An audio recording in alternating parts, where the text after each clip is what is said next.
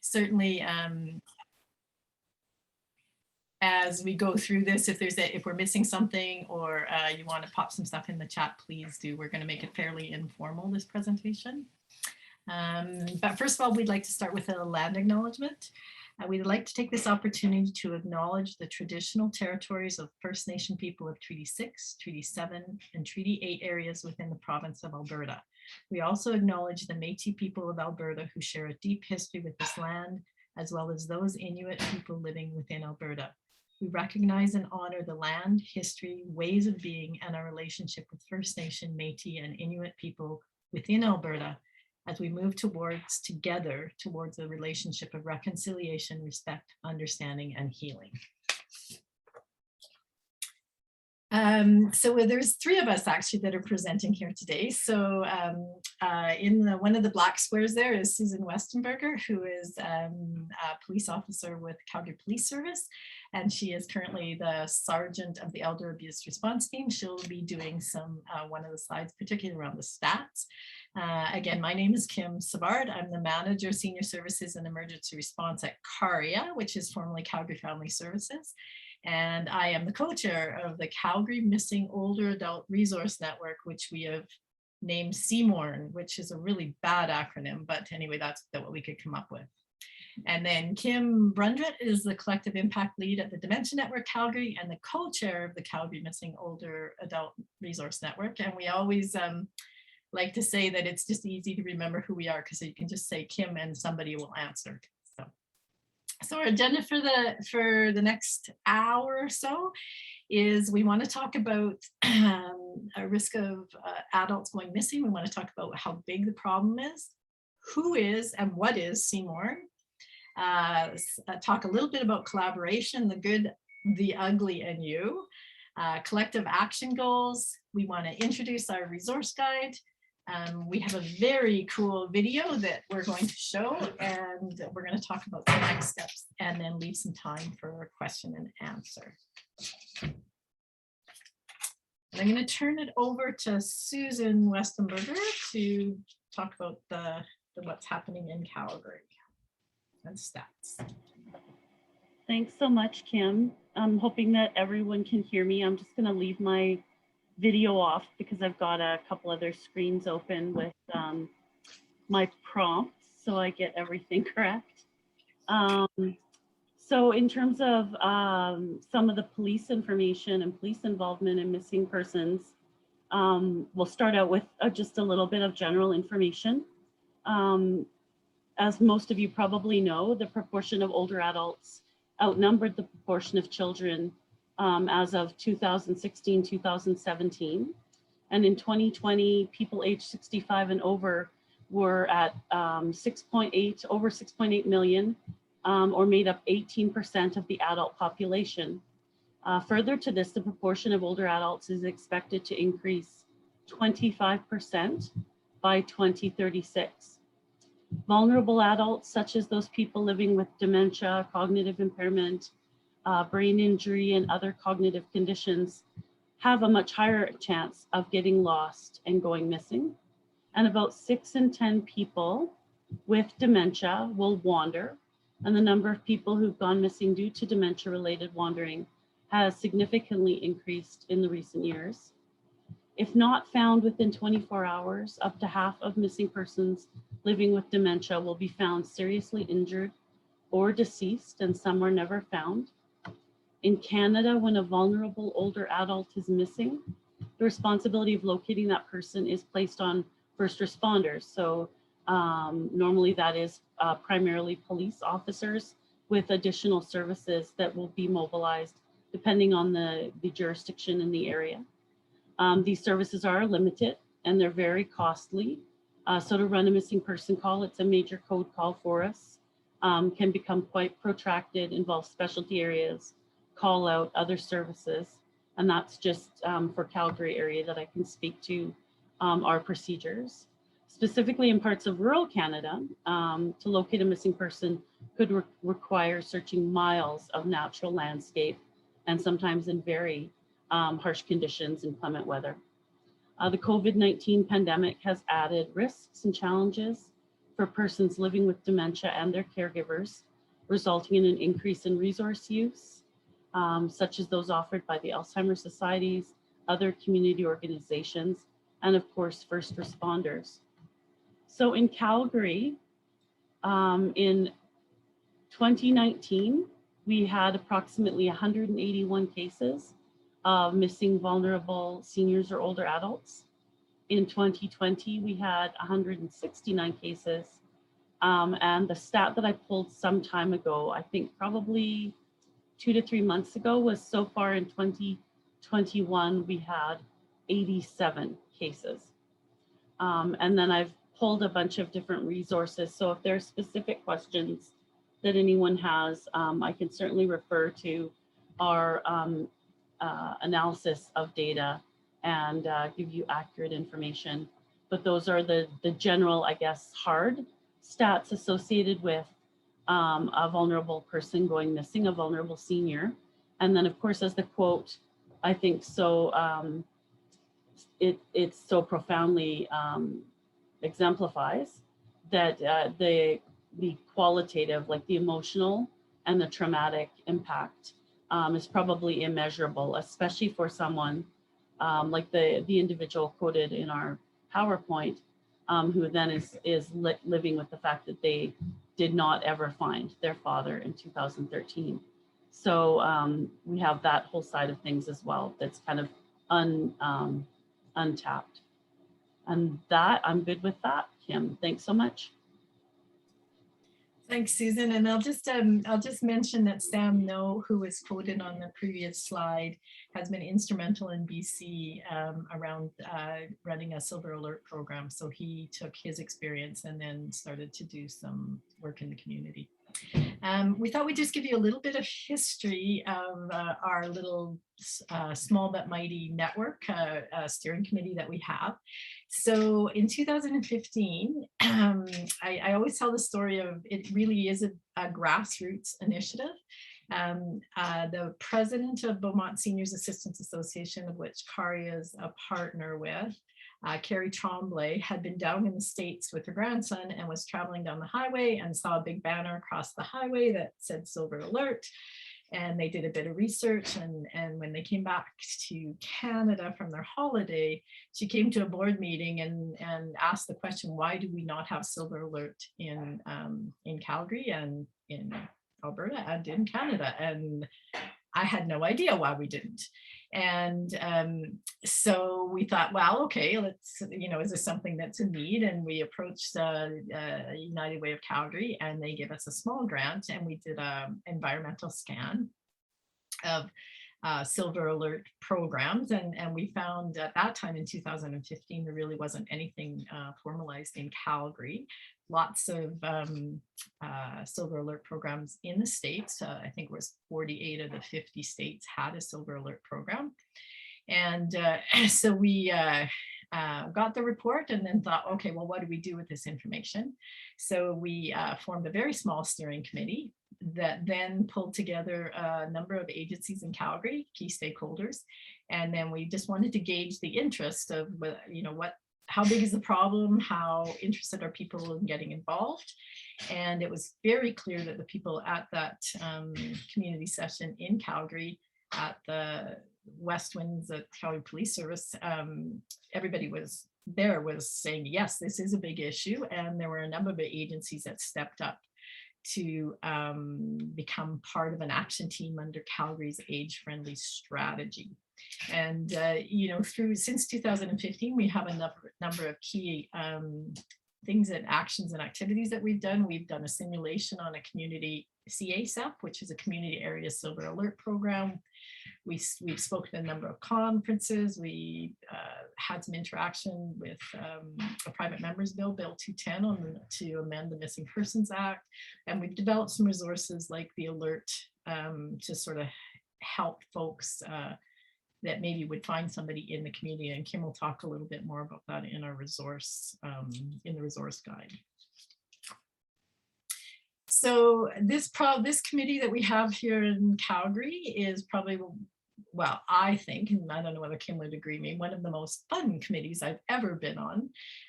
So we've been going since 2015, and we really have had pretty consistent membership on the collaborative. We've been very, very lucky to have a really good cross section, both small nonprofit agencies, but some of the bigger system partners like Calgary Police Service, Calgary Fire Department, Alberta Health Services. And over the years, again, people have stayed on the committee to the point that even people that have retired have stayed on the committee. So I don't know whether it's just, well, I think one of the meetings we tried to give away 2 pianos, but nobody took them. So, but anyway, people stay on the committee either because it's fun or they really believe in it, one or the other. And just one other note, just on the collaboration, is that we've connected to some bigger system stuff that are dealing with this issue. And one of the things that we've realized, we are very lucky in Calgary to have this collaborative with so many stakeholders. In lots of other municipalities and jurisdictions, it's often just 1 or 2 agencies that are dealing with this. But again, this broad spectrum of stakeholders really brings a rich sort of lens on the issue. So again, we do have these goals, and we've set them out. That what are we working on in our committee, and it ebbs and flows a little bit of what we're doing on the committee. But these collective action goals really are sort of help us make decisions about where our work plan and where our efforts go. And I will go through them just because I think it is important that that we touch on some of them. So we do want to work on the strategies that are in place to help first responders in finding missing older adults, and that's why it's so important to have Calgary Police Service involved and the Calgary Fire Department, and all, you know, we've got home care involved, and you know, people that are dealing with folks prior to them going missing, and or people that would be responsible, first responders that would be responsible for looking for them as well. We want to ensure that response systems are efficient and coordinated as much as we can, as much as big systems are efficient and coordinated. But with our committee, we do again have Calgary Police Service, and they've been just a wealth of information and so supportive of this project that we can see some real potential in having that coordinated response coming through in a big way. We do want to create public awareness about vulnerable older adults and the resources, both within the sector and people that are dealing with caregivers themselves, with people that are at risk of going missing, and then for the community just to know that it's everybody's responsibility to look out for folks in your community, and particularly vulnerable folks that might be going missing. We do want to develop this network, and we have done that both locally in Calgary, but also doing some broader work across the country and internationally. And certainly there's lots of people in the world actually that are doing research on this. And we've been very fortunate to be connected to those and hopefully using best practices around the work that we're doing. Our dream is to identify and implement a silver alert type system. And I have to tell you, when we first started this project, we were like, oh, well, we'll just jump on the Amber Alert program. That'll be no big deal. We'll just flip the switch and it'll be seniors. And this is not going to be hard at all. We should be done in 6 months. And that was in 2015. And we've tried a couple systems and we've looked into things. It's not quite as simple as an Amber Alert system for many reasons. And we can certainly talk about that later. But we are looking, and our ultimate goal would be to have some kind of community-based system that would get the alerts out in a coordinated fashion. And then supporting caregivers in the prevention of wandering and increasing the awareness of resources in the community. And really what we've said is there's 3 components to this project. It's really about the prevention of somebody going missing in the first place, what happens in the time of the response, and then what do we need to do after an incident, and kind of that follow-up piece. And I don't know, like I really like the slide title, The Good, the Ugly, and You. And ugly might be a stretch for collaboration, but for the folks on the call, like I would anticipate that lots of people understand that collaboration does take time, and there's lots of moving parts, and people come and go. So you have to be patient with the process, and trust that it'll get you there, and it won't always be smooth. Again, including stakeholders from all sectors. So we've been very deliberate in ensuring that we have people representing the sectors in Calgary. And as I mentioned before, we have been very fortunate to have academic support through U of A and University of Waterloo, and then some of the broader researchers across the world. Big P politics can be difficult to navigate, and the day after an election, that's maybe an appropriate statement. But certainly sometimes political systems can be challenging when you're trying to move something along, and depending on who's in power at the time can sometimes slow things down, sometimes can be really great. And then we want to use existing resources. So we do have stakeholders on the committee that really have amazing resources. And we do want to make sure that people are connected to the resources that they need. One of the things we have kind of said that it's not always just a dementia or an Alzheimer's type incident, so that we want to be very broad in our approach around seniors going missing. It could be mental health. It could be medication issues. It could be all kinds of things. So it is not just a dementia or an Alzheimer's type issue. And then we're always wanting to talk to folks about this. We're happy to talk about our process. And we're actually more than happy to share any of the resources that we have. We're certainly going to do that within the presentation, but happy to set up meetings with folks and to go over our process and any of the resources that we've developed. And then I think it's Kim next.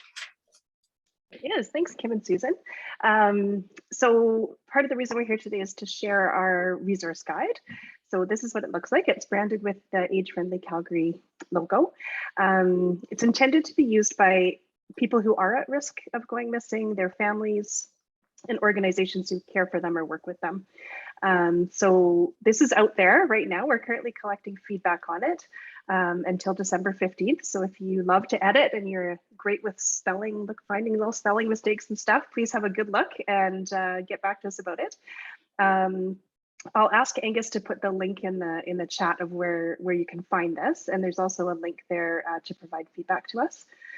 So after the December 15th, we will take all the feedback that we get, do some revisions, and then do a very public launch, excuse me, on February 3rd, which is Missing Persons Day.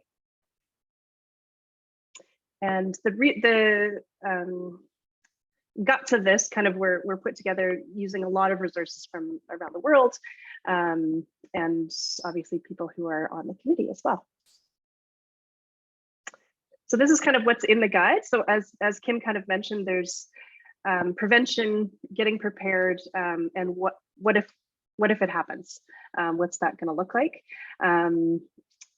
The guide is pretty long, so I think in total it's about 26 pages. So we are hoping at some point to be able to have an online version where people can just pick and choose what they'd like to print, because some of it is information that you would need to fill out, or even an online, the ability to fill it out online. We're just not quite there yet, but we hope to have that at some point. So I'm not going to go through every page of the guide, but just kind of some highlights. So the first few pages are about risk assessment, kind of who is at risk and the reasons people might go missing. Kim mentioned some of them already. Something upsetting happens, there's an emergency, a flood or a fire, brain injury, there's a lot of reasons people can go missing, well, not just dementia related. The risk assessment tool there was created by Noelana Neubauer, who at the University of Calgary. This was her PhD project. This is one version of the risk assessment. There are others, so we just linked to that in the slide there. There's one for individual assessment. So And then there's another one for carers. Okay, so talking about reducing the risk, there's a lot of research again being done around why people go missing and what causes them to take that step out of the house or leave their familiar surroundings. And these are some of the ways that risk can be reduced depending on the situation. And then we've included some printable cues. So often people are looking for something when they go out the door that they can't find where they are. So some of those printable cues might be helpful to put on doors inside your house. And then the next section is to get prepared. So this is probably the biggest part of the guide. There's some suggestions, checklists there that we talk about the Herbert Protocol, which we'll get into in a minute. And then these emergency cards we found that really resonated with caregivers that we spoke to. So often the caregiver and the person they care for are together.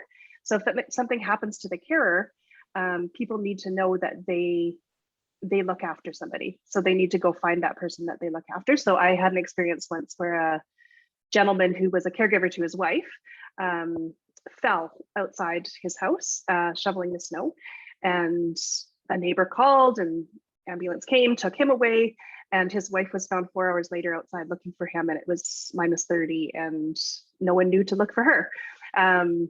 So this kind of card in the wallet of the caregiver might be helpful to say, hey, look, I'm a caregiver to this person, somebody needs to go and look after them as well. And then the ICE card, which all of us should probably have in our wallets, is just in case you are missing or in case you're in an accident. It would tell people who to contact.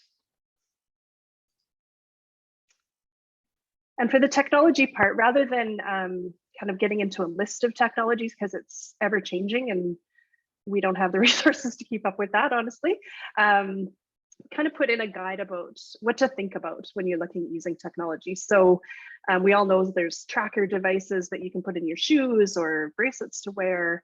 And there's certainly some privacy issues around that and ethical concerns. Cameras that you can place to keep an eye on people. So this kind of document talks more about the why you would consider that type of technology and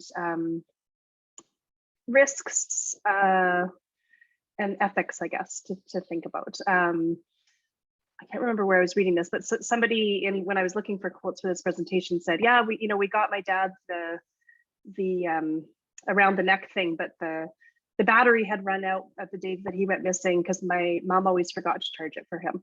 So technology can be great, but it's only great as long as it's used correctly. So the Herbert Protocol. So this in our resource guide takes about 8 pages. It's quite in depth. It's an early intervention and risk reduction system that first responders can use to help find someone if they go missing. So this is a preparation tool for sure. The protocol was named after a war veteran of the Normandy landings named George Herbert, who lived with dementia in a care home.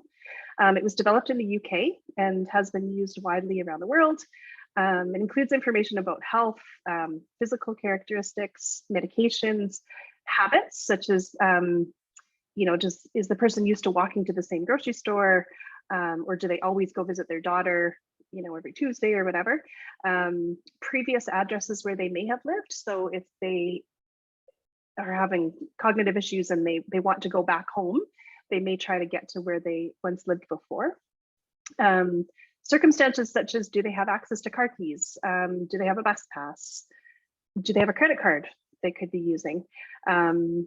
Just these will all give first responders clues and avenues to look for in the case that someone goes missing. So this information is intended to be filled out either by the person living with who is at risk or their caregiver. And we suggest that it's kept with the green sleeve on the fridge so that if an incident happens, first responders will know to ask for that. And it's easy to find. So it's not kind of buried in a filing cabinet somewhere. So the next section is about what happens. So I know a lot of people under the misconception that you can't report someone missing for 24 hours. I think that's a TV thing. It is an emergency right away, especially if it's a vulnerable older adult. So we try to make that very clear to people, and then kind of just what happens if. So we certainly don't expect that people will pull out this guide if their loved one goes missing and read what's going to happen. The intent is more to have people read this in advance so that if it happens, when the police come, they won't be shocked by some of the questions they're asked, because they are necessarily invasive questions. For example, was there a fight? Like, did something happen that caused this person to leave?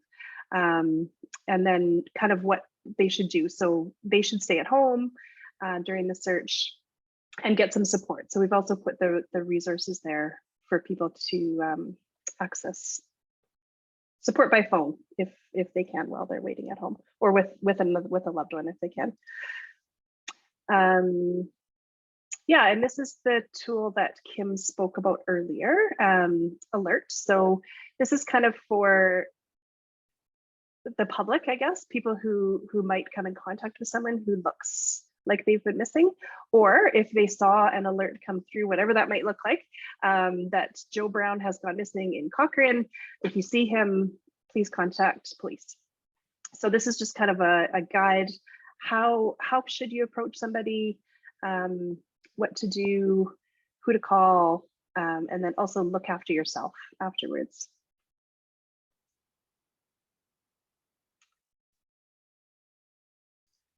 And that leads really well into this little video that we have. So we're just in the process of producing this video, which will go live on February 3rd.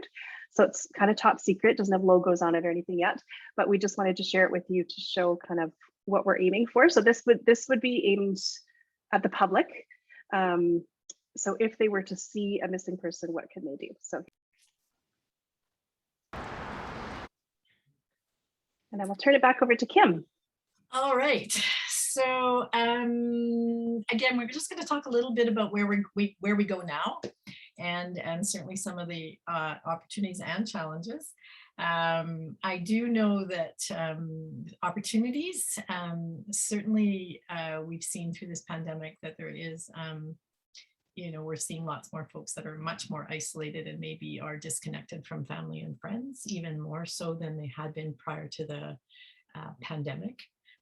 So, and isolation is very concerning, you know, just from a social isolation. Lots of folks are dealing with mental health issues, and I guess we would anticipate that we might see more people that are going missing as those things get exacerbated. Again, the opportunity always is collaboration. It's my favorite thing. I just think we're much stronger together by doing this together and using the strengths of all the different stakeholders that we have. And again, we in Calgary, we've been extremely lucky to have such committed folks at the table, but we've also seen that across, particularly across Canada, in different pockets of municipalities working on this. They're doing some great work in Ottawa. BC's got a bit of a grassroots silver alert program, etc. Some of the challenges, it certainly is some of the terminology. Silver alert, there's different schools of thought on whether that's the right term for setting up a program. It certainly is recognizable. There was the app that we simulated was Community Area Silver Alert Program. And again, that was a very much a geographically based alert system, so that you could, similar to what they used to have in Calgary, which was the hub program, I guess, where you could sign up in a community and get alerts for your area, so that as Susan talked about, the number of seniors that go missing, if there was, say, 189 in 2019, 189 alerts that go out similar to Amber Alert would be probably too much for folks, right? That might get alert fatigue. So is there some ways to do the alerts in a geographically based system? And again, it requires, you know, cooperation with law enforcement, police services, fire departments. So it wasn't quite as simple as we thought in 2015 that we were just going to use the same system. And then again, as Susan touched on around just the magnitude of the issue, the aging population, certainly right now in the pandemic, the pressure on the healthcare system and people are home longer than they have been, maybe with more complex issues. And then Kim and I, the other hat that we wear that we discovered since we started working together is just the emergency and disaster response, as we see more of those issues and more potential for people being displaced and having a dementia or something that puts them at greater risk in the middle of a disaster. And then Bill 210, we talked about that a little bit before. It did get unanimously approved in 2017, but we're still waiting for proclamation.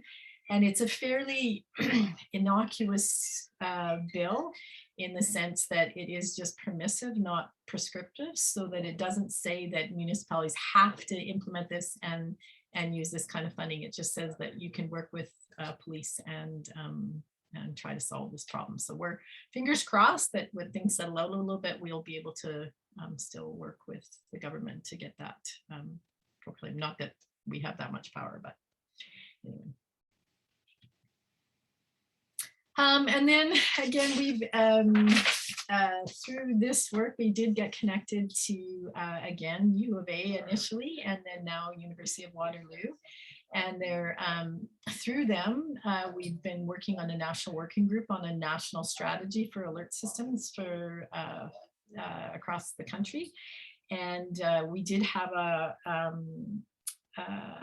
national forum in November of 2020.